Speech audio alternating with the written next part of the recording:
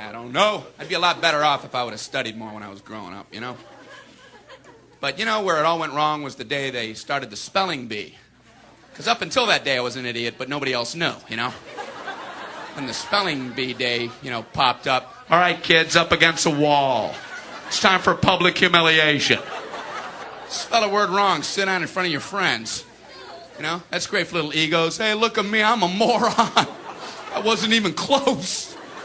I was using numbers and stuff. That's why I admired that kid who spelled it wrong on purpose so he could sit down, you know? He knew he wasn't going to win, so why stand there for 3 hours? First round, cat, K-A-T, I'm out of here. Then as he passed you, I know there's 2 T's. I remember my teacher asked me, Brian, what's the I before E rule?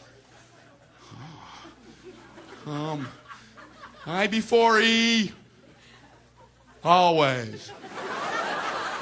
What are you, an idiot, Brian? Well, apparently.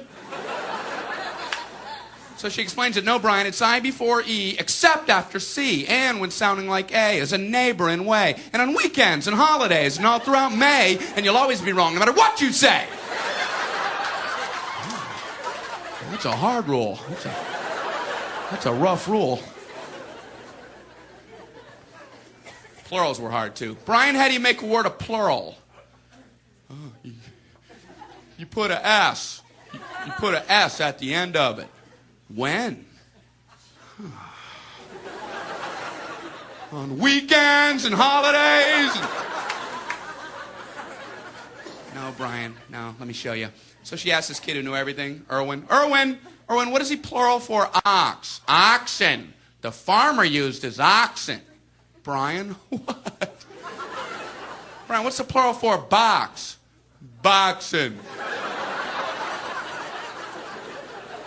I bought 2 boxen of donuts.